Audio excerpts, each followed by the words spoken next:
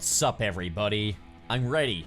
I'm finally ready to actually review Spider-Man No Way Home. I've done videos on my initial reactions after first viewings. I've watched it a couple more times since that, and I finally feel ready to actually give what I think are my definitive thoughts on this movie. This video will contain spoilers, so if you haven't seen Spider-Man No Way Home yet, get out there and go see it. And just a reminder, these videos are made possible by my supporters on this platform, so if you do want to support me, be sure to hit that big, beautiful subscribe button, and be sure to check out the Patreon link in the description below. So during my initial reactions videos, I stated that Spider-Man No Way Home was an absolutely unmatched cinematic experience, but a story that didn't really hold up once you started thinking about it. So with this in mind, after my Christmas break, I went and rewatched Spider-Man No Way Home. Because I figured, right, with all this in mind, it's surely going to be a very different cinematic experience. Now that the initial wow factor and hype has worn off,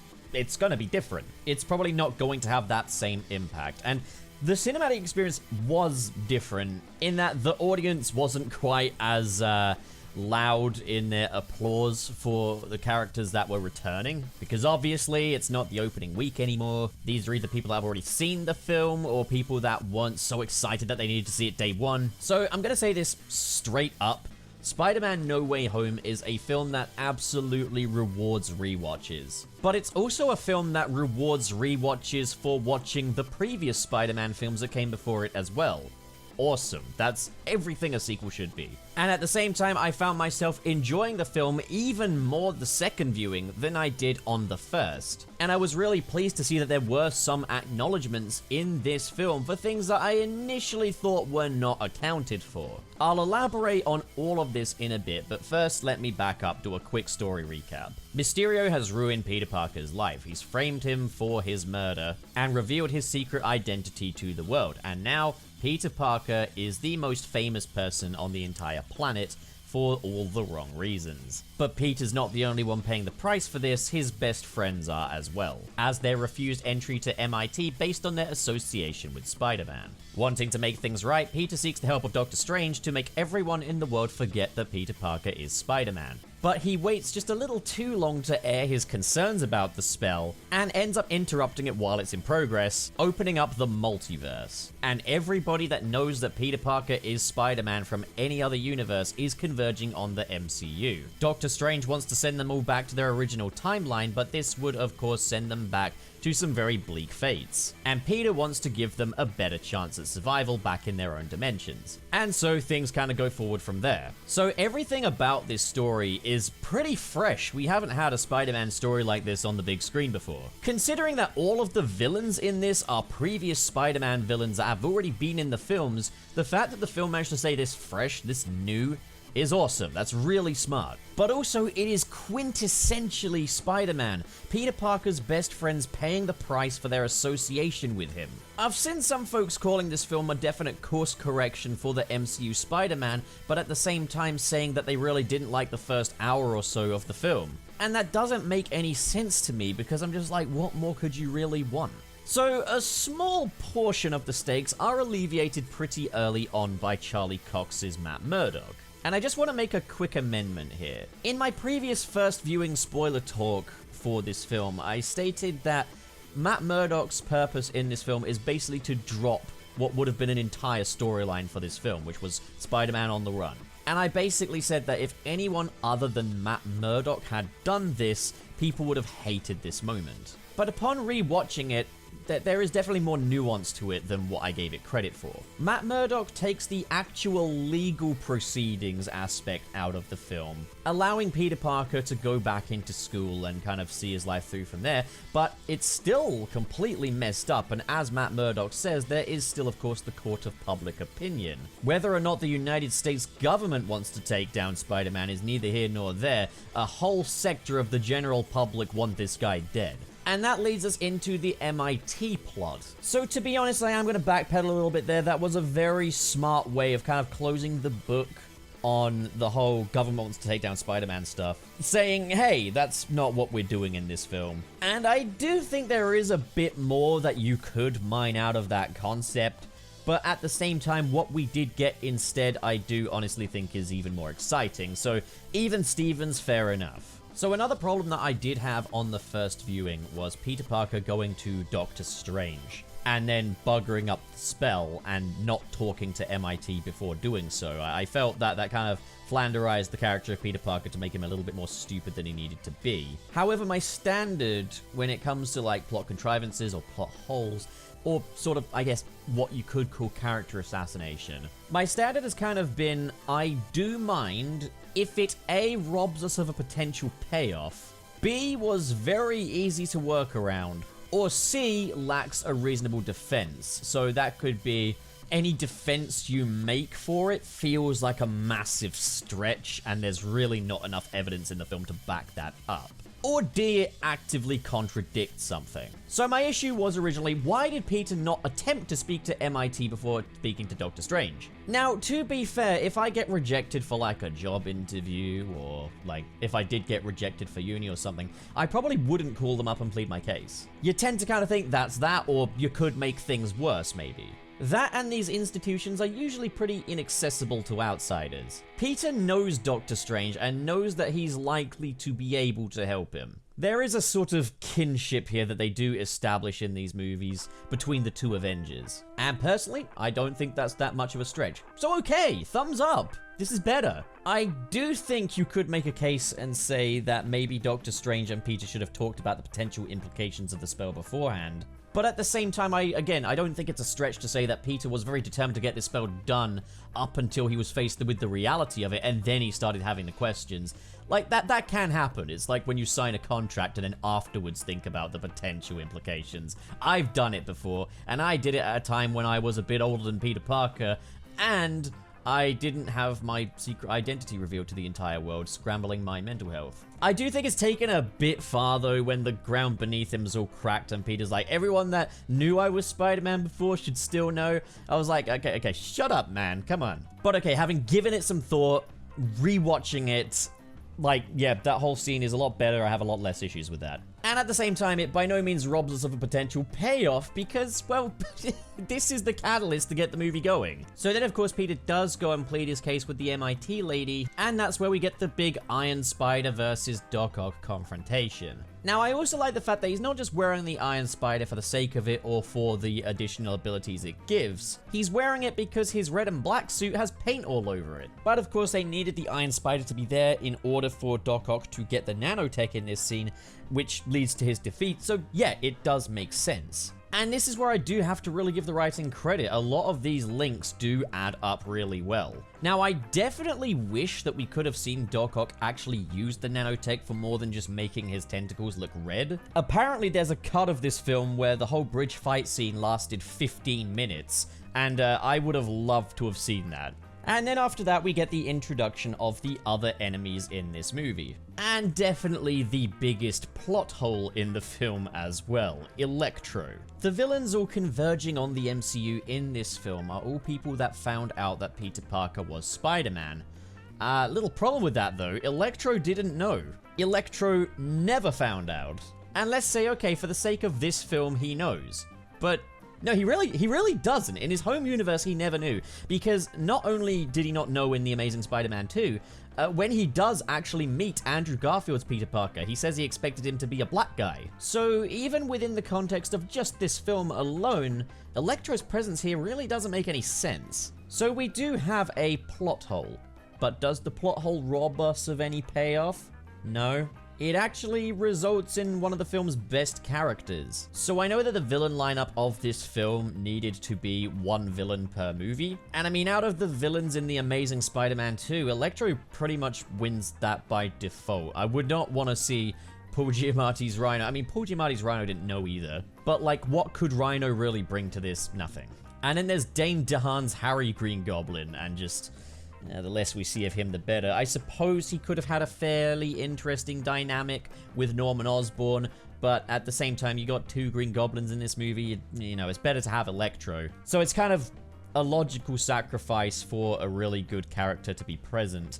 It is a plot hole. I'm not going to pretend it's not, but it's a plot hole that brings a gift, so I don't mind. I'd rather we have this here and have Electro at the party than not. So yeah. So I also really like that each of the 5 villains has a very different take on this situation as well. Green Goblin wants to go home because that's where all his family are, that's where Oscorp is. He's effectively powerless in this universe. Doc Ock is just trying to make heads or tails of this incredibly crazy situation and apply any scientific logic he can to it. Not gonna lie, Lizard is basically just along for the ride. He doesn't express any opinions either way. But then you've also got the 2 most sort of polar extremes that kind of almost work against each other, particularly in like the Statue of Liberty battle as well. Sandman and Electro. Sandman wants to go home to his daughter and is willing to forcefully take matters into his own hands and operate unilaterally in order to get home. He doesn't truly trust Peter to get him there. He wants the box that will get him home, and to hell with the others' fates, he wants to be home with his daughter. And then there's Electro.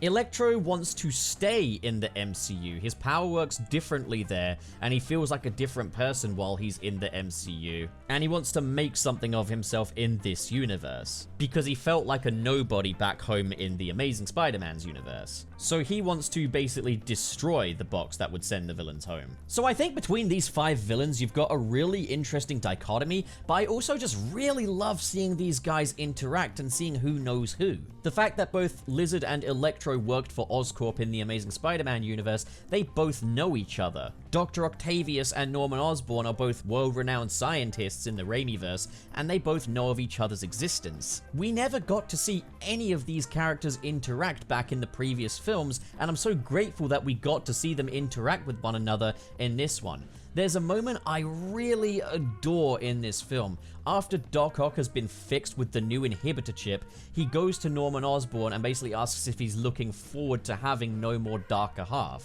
And there's kind of this sense of anticipation. These villains are looking forward to being human again. Doc Ock's redemption in this film, getting the new inhibitor chip and no longer being controlled by his tentacles, that is like the heart of this film, and he gets cured pretty early on and takes on a protagonistic role. Having an Otto Octavius that's fully in control, getting to know this guy a lot better, honestly adds a wonderful new layer to this film. I absolutely loved what they did with Otto Octavius, and even just the scene where he gets his mind back is just wonderful. But there is something I kind of thought, was that the point that Doc Ock was plucked from in his home universe was a point where he says he had his tentacles around Spider-Man's throat and his reactor was active. So this would have been very shortly before his sacrifice in Spider-Man 2. So my problem in my initial reaction was, is Spider-Man not still ultimately sending Doc Ock home to his death whether or not he's redeemed him? And I do still think that's a fair question to ask because the film does leave it ultimately ambiguous as to how these characters got home in the end. But the point is, these characters have a chance now in their home dimensions. And my buddies Sirius and Wayne made a point to me when I discussed this film with them that Doc Ock's sacrifice at the end of Spider-Man 2 was a willful suicide. He did not have to die with his machine. As a matter of fact, Spider-Man offered to help, but Doc Ock wanted to die in a moment where he had mental clarity. He didn't want to die a monster. He didn't want to die as Doc Ock. He wanted to die as Otto Octavius. And yeah, looking back at that fight, that's absolutely present. Doc Ock can now go home to that dimension, accept Spider-Man's help, drown the machine with him, and go on to lead a very interesting life. He's probably going to jail, isn't he? But still, he at least has a chance. Like, one day he will get out of jail and maybe he can lead a happy life. We don't know. Maybe Spider-Man will help him. Maybe he'll plead his case. We don't know. It's left ambiguous deliberately. But it's not much of a stretch, and again, it's quite smartly done. It does all link up. But it's like Spider-Man 2, legitimately one of my favorite films of all time, and Spider-Man No Way Home has given new importance to what was just a moment within a moment. Spider-Man offering to help Dr. Otto Octavius to drown the machine, and Otto Octavius choosing to do it himself. Okay, I absolutely love this. So in my video on the 5 things that I didn't like so much about the MCU Spider-Man, I did state that Aunt May was something of a weak link in this series. And in this film, she definitely gets the most she's ever gotten to do in the MCU Spider-Man films. And in many ways, one of the more practical roles that Aunt May has had in any of the Spider-Man films. We see much more of her working for Feast and working with Norman Osborn. And even before anyone knows that these villains will be sent home to such bleak fates, she still wants to encourage Peter to give Norman as much help as he possibly can, to be as kind as possible and take every bit of responsibility. And once Peter finds out that a lot of these characters are going to die when they go back home, he does decide to step up to the plate and help them, which results in an absolutely tremendous fight scene between Doctor Strange and Spider-Man in the mirror dimension. It's like, with all this in this film, the fact they could squeeze in a Doctor Strange v Spider-Man fight and have it be as awesome and epic as it is, I love this. Not 100% sure how I feel about calculus being the answer to escape the mirror dimension. Kind of feels like you could just get a nerd inside the mirror dimension and they could work it out, but then again, they can't spin webs. So yeah, I guess, like, seeing Spider-Man triumph over Doctor Strange using his intelligence was awesome. And just visually, this was just such a cool fight. I love that the MCU and the Jon Watts movies have really dived headfirst into the trippier sides to Spider-Man's life, with the Mysterio fight in Far From Home and the Doctor Strange fight in this. I also love how they integrated the Peter tingle into Peter's astral form. So like when Peter's been astro projected, the Spider-Man body, the carcass left behind, is still reacting to things because of that spider sense. That was so cool. But then, like, after all that fighting to protect him, Norman Osborn goes full Green Goblin, and it results in the death of Aunt May. And before she dies, she does give the "with great power" speech. Now, the first time I watched this, I wasn't quite sure what to think, because I was like, does Aunt May giving this speech actually negate Uncle Ben? Like, I've always said I have no issue with the fact that Uncle Ben is very rarely mentioned in the MCU, provided they don't contradict anything. And I was like, does this contradict it? But not necessarily, because if you look at Civil War and everything, it does still appear that Uncle Ben's death is what led Peter Parker to become a superhero. But it's like at this point that Peter Parker is kind of fully formed. And it's like he's not learning, "with great power comes great responsibilities." These are Aunt May's last words. But Peter does respond, "I know," which is really great. It's just kind of reinstating that. It's a reminder, you know, and I think that really works well. But also, I think this is an absolute stroke of genius. Making Uncle Ben the kindly old man that did pay the price for Peter's first mistake and led to Peter becoming Spider-Man, but having Aunt May be that sagely figure that imparts those lessons onto Peter. Having her be the one Peter kind of models himself after. Because Aunt May in a lot of cases is kind of treated as kind of this needy aunt. This just Peter's kind of like Aunt May. She's Aunt May. She's an old woman, you know? I think previous films have definitely done more with that. I think Aunt May was one of the best parts of the Sam Raimi trilogy. But I think kind of making her into kind of Uncle Ben as a character in the MCU was a stroke of genius and definitely makes her feel more purposeful. Holy crap! Aunt May in the MCU, totally redeemed. So much better here. You know, in terms of also like the horny jokes and stuff that they've done in like Homecoming and Far From Home, I found annoying. They definitely dialed back on that here. She does break up with Happy Hogan. I didn't need her to break up with him, but like we've got less of people lusting after her. There was a part where I was worried that Doc Ock was going to flirt with her, and he didn't. It's the part where she offers him a glass of water and asks if he's thirsty and everything. I thought they were going to flirt, but they didn't, and I'm so grateful that they didn't. But it's also like Peter could have sent Norman home. He didn't have to take responsibility for him, but he took on board what Aunt May said, acted against Doctor Strange, and in the end, Aunt May paid the price, and she died, and Peter pays the price for it, and it's horrible. He goes through so much in this film. Also, just the fight that happens between Peter and Norman prior to that. Like, Aunt May dies defending Spider-Man from the Green Goblin, but that fight is just incredible. Like, throughout, like, Happy's condo, like, they're just destroying each other through this building. Peter smacking the shit out of Norman while he's just laughing his ass off, and Norman utterly brutalizes him. Green Goblin in this film is on top form. He's every bit as menacing as he was in Spider-Man 1, and it's just the fact that all these years later, the Green Goblin has been brought into the Marvel Cinematic Universe, and he still manages to steal the show. It's a testament to Willem Dafoe, but it's also a testament to this character as well, and the understanding of this character that the writers had in this film. Thrilled. Absolutely thrilled. And then we get this absolutely tremendous scene where Peter is watching J. Jonah Jameson's broadcast, where he's talking about how Spider-Man is responsible for the death of Aunt May, and it's all just on top of Peter. He's at his absolute lowest point.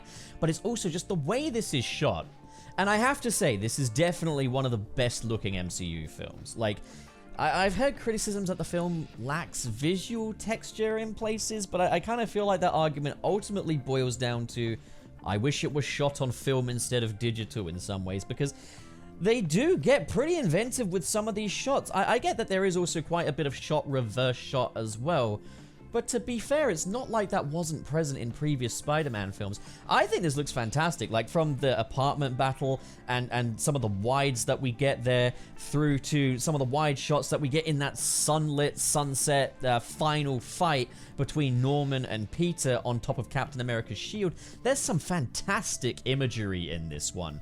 Also, just the shot of the 3 Spider-Men landing on the Statue of Liberty. The shot of Andrew Garfield and Tobey Maguire standing on top of that building looking down on Tom Holland. There's some fantastic visual stuff in this film. It has some of the coolest shots we've had in a Spider-Man film. Would I say it's the best looking Spider-Man film we've ever had? Not quite. Not quite. I think, like, Spider-Man 3 is still probably one of the better looking Spider-Man films, but this still looks great, in my opinion. And, like, I wouldn't say it's that far below Spider-Man 3 in terms of the visuals. I mean, of course, Spider-Man 3 had its moments of ropey CGI as well. Like, we've kind of come a long way since that. So it's also at this point that Ned uses Doctor Strange's sling ring that Peter took to bring in the other Spider-Men. And he does it kind of completely by accident, wanting to find Peter Parker, accidentally finds 2 others. But like, this is a really cool scene, and I've seen some people say the entrance wasn't epic enough, but I kind of like that it was understated. It takes place at a very somber moment. You don't need it to be this massive triumphant swing in, because that's kind of too self-aware, if you get me, you know? Like, this is kind of more how it would be and makes sense for the story at this time. But I also just like that these 2 Peters want to help the Peter of this world. Again, it's quintessentially Spider-Man. They fully understood the 3 Spider-Men in this film. But these guys are also kind of in different places as well now. Tobey Maguire and Andrew Garfield are both older than when we last saw them. Tobey Maguire, quite significantly, he's kind of a Spider-Man that's gone through a lot, but he's kind of gotten his life together now. Things are complicated, but okay with MJ now. He's a Spider-Man that's kind of at peace with himself, and I thought that was a really good direction to take for Tobey Maguire. I kind of said in a previous video, I felt like they weren't really sure what to do with Tobey Maguire's Spider-Man in this film, because Tobey Maguire's Spider-Man is at his best in his own universe. I stand by that you can do the most with Tobey Maguire's Spider-Man within his own universe, because a huge part of what made those films so great was the world building. It wasn't just Tobey Maguire's Spider-Man himself.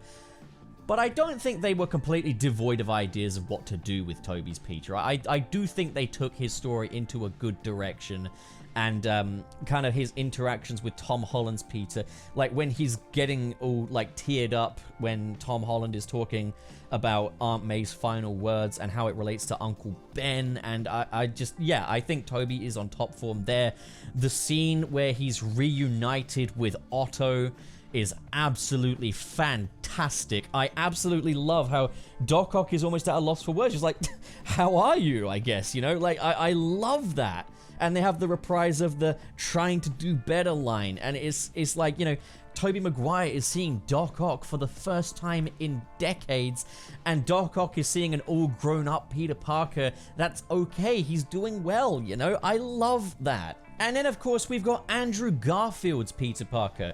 And a lot of people are now kind of coming around and saying that Andrew Garfield is the best Spider-Man, and it is mainly because of his performance in this film. I mean, not that his performance was ever bad in the Amazing Spider-Man films, but understandably, those films are pretty divisive among some. And I've seen some people saying, well, where were the new Andrew Garfield fans when the Amazing Spider-Man films were coming out? I'm going to say it straight up, I think No Way Home is a much better film than the Amazing Spider-Man films. Definitely more entertaining, but Andrew Garfield is also a little bit different here as well. You know, like, we've got an Andrew Garfield that is post the death of Gwen Stacy. He's kinda moving forward step by step, but he's very self-deprecating, very critical of himself, and that's acknowledged when, like, Tobey Maguire wants him to admit that he's amazing. And I love that moment as well. I also just like when Max is like, hey, you got a nice face, and Andrew Garfield just kind of shakes his head, just like, maybe, you know, like, this guy doesn't know that he's handsome as hell. But, like, also him just going to get the spider web out of the corner of Ned's mum's home, and just, He doesn't understand why Zendaya is throwing bread at him. I love this. This is it. There's no parent stuff here. He's not stalking any women. You know, this is what I wanted out of Andrew Garfield's Spider-Man. Just Andrew Garfield getting to be Spider-Man. Just keeping it simple. It is also worth noting, I think Andrew Garfield has more screen time in costume in this film than he did in The Amazing Spider-Man 2, and that's kind of fucking tragic, but also thank you, No Way Home, for giving The Amazing Spider-Man 2's gorgeous suit some due screen time. Another thing I like is how openly affectionate Andrew Garfield's Spider-Man is as well. He tells the two Spider-Men that he loves them. He says to Tobey that he always wanted brothers, and he kind of sees them as like brotherly figures to him now. He's having the time of his life here. Another thing I absolutely adore, though, about this film is that these two Spider-Men got to make peace with a part of themselves that they regretted. So the first one is Andrew Garfield saving MJ. MJ gets knocked off of the Empire State Building. Tom Holland Spider-Man goes down to save her. Goblin knocks him out of the way. Andrew Garfield saves her. Love that. And he's obviously affected by this moment as well. It's kind of like a sense of redemption for him. And then there's Tobey's Peter. Now, I initially had a problem when I first watched this with the fact that Tom Holland was about to straight up murder the Green Goblin, and Tobey Maguire stopped him. But ultimately, to be honest, no, it's not too out of character for him. He at least did get stopped and does stop himself when he gets the second opportunity. So, Tobey Maguire, obviously for a multitude of reasons, has regretted the fact that Norman Osborn died by the blade of his own glider. And Tom Holland is about to kill Norman once again with the blade of his glider, and Tobey gets to stop him from doing so physically. I originally thought, like, I feel like the fact that he has to physically restrain Tom Holland from killing Norman was a little strange, but at the same time, you wouldn't have that same thematic weight as what you get here, so it's kind of like, okay, I accept that Tom Holland's Spider-Man attempted murder, but he does get a second chance, because obviously the Goblin stabs Tobey, and then, like, he's got a second chance and a second reason to kill the Goblin at this point. But he doesn't. Andrew Garfield throws him the anti-serum, and he defeats the Green Goblin through redeeming him. So in my initial reactions video, I also did say that I was a little annoyed that they kind of stopped the final battle quite regularly to pull in some jokes and such. That's cap. I was totally wrong about that, it seems. I was completely misremembering all of that. Because there is like a scene where the three Spider-Men are just casually chatting, and that is before the final battle has begun. That's before any of the villains are in attendance. That's where you get the whole my back stuff. That's where you get the whole Tobey's Peter telling Andrew's Peter that he's amazing, the talk about the organic webs and stuff. And it is just really fun to see these three Spider-Men just interacting. I also said that sometimes the humor feels a little bit too much like Saturday Night Live does the Spider-Verse. And I think I was definitely wrong about, well, it's not often. I don't think I was wrong entirely, but it happens from time to time. I feel like when moments where like Ned is like Peter, and all the different Peters start looking, he's like, no, Peter Parker. He could have just said my Peter, you know, or our Peter. Like, that feels very SNL. It doesn't feel all that multi-layered, you know? But like, I will say this, the final fight has a lot of momentum. It's really fun. I also mentioned like how kind of convenient it is that Ned Leeds can open up these portals in the way that Doctor Strange can. But like, to be fair, they almost kind of set it up in that they say like, you know, he's always had kind of a hunch that he does have some kind of magical ability as Ned Leeds. And he does have the sling ring, which does enable Doctor Strange to open portals. And even then, he can't close it, which I do think was a little convenient just to get them into that final battle. But at the same time, okay, it's a little bit of a stretch, but it's nothing too egregious, and it does lead to some really cool stuff. And of course, the Green Goblin did open up the dimensions by blowing up Doctor Strange's spell box thingy. And now literally an infinite number of people that know Peter Parker is Spider-Man are converging on the MCU. Something's got to be done, so Tom basically goes to Doctor Strange and erases everyone in the universe's knowledge of Peter Parker being Spider-Man, meaning that MJ and Ned have to forget him. Not just that he's Spider-Man, but forget him entirely. And there's a tearful goodbye between Ned and MJ, and as well as that, even Doctor Strange gets a little bit teary-eyed at this. This is such a powerful scene, and just also the music. Michael Giacchino went so hard. I think this is the hardest that an MCU soundtrack has ever gone. And it's, oh, I love this. This is amazing. Now, something I thought, though, was that, okay, Doctor Strange's spell makes everyone forget that Peter Parker is Spider-Man, but surely people can just rewatch old Daily Bugle episodes, or surely the evidence that Peter Parker is Spider-Man still exists. And I do kind of wish we did have a line of dialogue from Doctor Strange stating that it would erase materials, but there is some evidence that it does indeed erase materials pertaining to Peter Parker being Spider-Man. In that when we see Peter Parker moving into his new apartment at the end after everyone's forgotten who he is, he's studying for a GED exam, which is kind of like a substitute for a high school education, meaning that Peter has lost all of his qualifications. He literally went to Midtown High for nothing. So he doesn't have a friend in the world, no one knows him or loves him, and he's lost everything he ever worked for. That's horrible. At the same time though, there's also the question of, is Peter Parker an undocumented citizen now? Yeah, it's not exactly airtight. There are some definite implications that come with this, but nothing that thematically hurts the quality of this. I also just love how before they say goodbye, like, Peter and MJ are like, we'll find each other, I'll tell you everything, and he promises her that he will tell her who he is. But it's like, once he actually gets to that situation and he sees her in the coffee shop, he realizes it's harder than you think. It's difficult to go up to someone and say, hey, you know me, we dated, but you've completely forgotten who I am, and so has everybody else. Yeah, it's a horrible situation for Peter. And thus, the film closes the book on the MCU's Spider-Man trilogy, or at least the high school trilogy. This definitely feels like an ending for this chapter, but it does set up that we're entering a new chapter of Peter's life as he gets a new costume and he swings off into the winter night sky. Also, can I just say, in a previous video, Pup Pitches a Spider-Man reboot, I said how much I've always wanted to see Spider-Man swinging through New York City in the snow.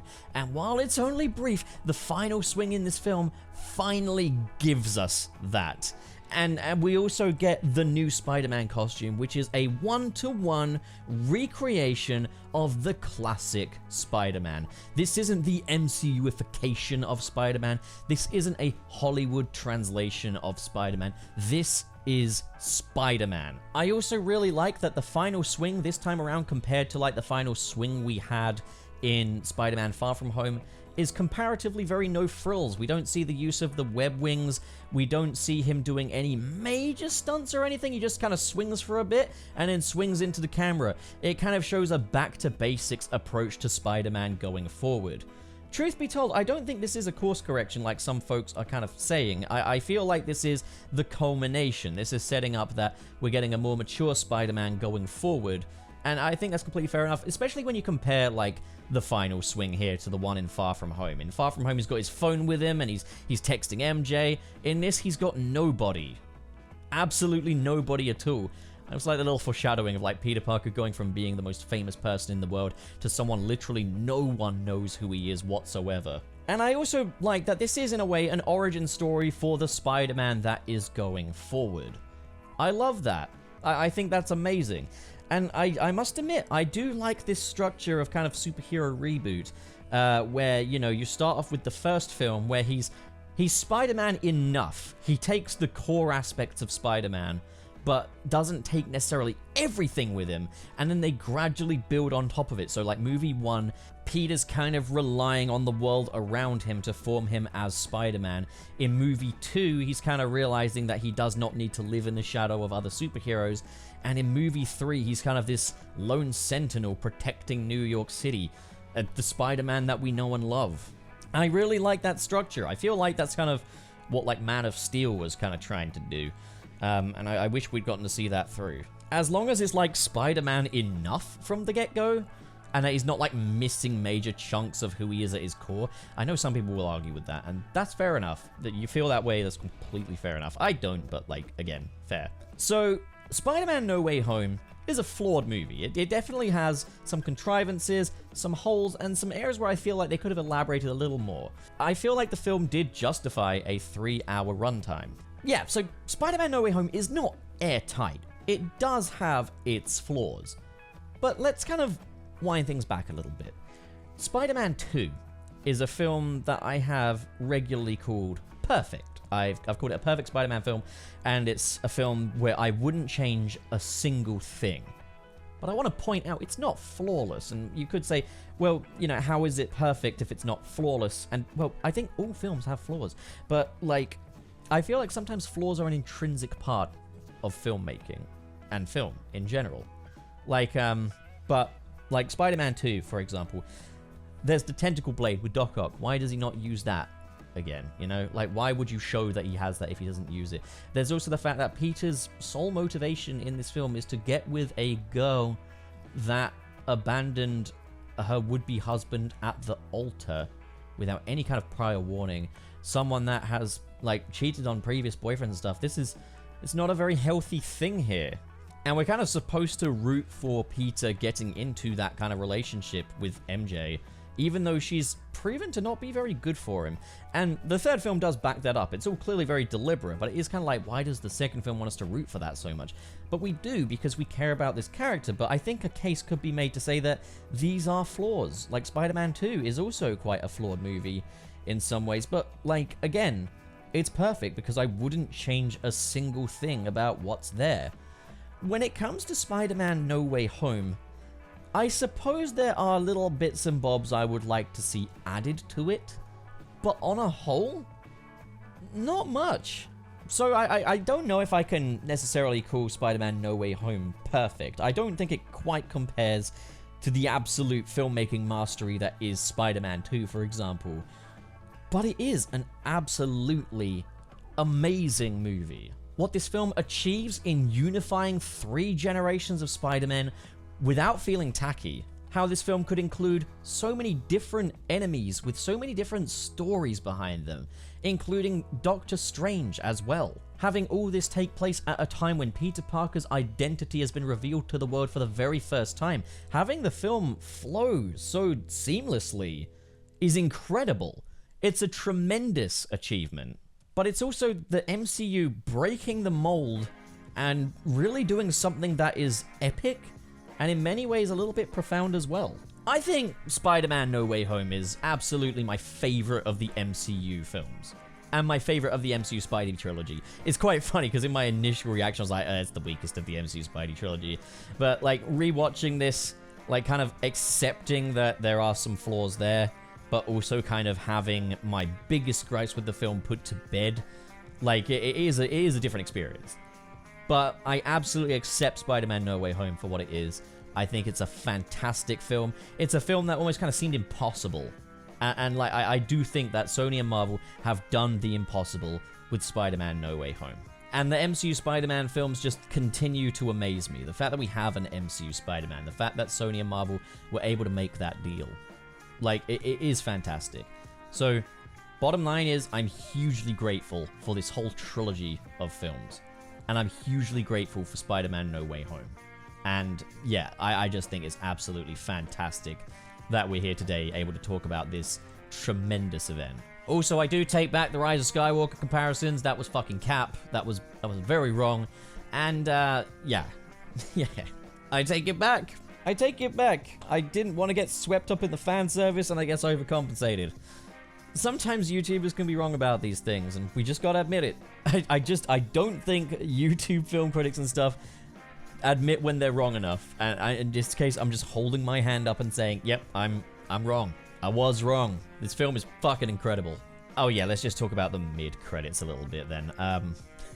So yeah, there's the Venom bit. And I do still think it is quite a bit of a waste that, like, that version of Venom is not appearing in any capacity in the MCU now, or at least not for now anyway. But, like, I guess in leaving that little symbiote behind, it kind of sends the message of, like, we're doing this properly. You know, we're going to do the black suit Spider-Man story, and we're going to have, like, a more comic booky Venom in the MCU. I hope so anyway. I hope they're not just going to be like, oh yeah, we're doing the black suit but no Venom. That'd be weird. But yeah, there we have it. Spider-Man No Way Home, fantastic. So what do you guys think? If you enjoyed this video and you want to support more like it, be sure to hit that big, beautiful subscribe button. And of course, in the description below are links to different social media feeds, including the Patreon. If you're feeling extra generous, like the following people, who are JK Strife, Marcus Ward, Sirius the Skeptic, Biotin Arts, Mr. SP, David 20 Covers, Sergio, George is Lost, Legendary Ray Ray, Cheesemaster769, Adam Myers, and Fayalan Schwarzentraub. Thank you guys, you are the best of the best, but as for the rest of you, thank you so much for watching, guys, and have a great day.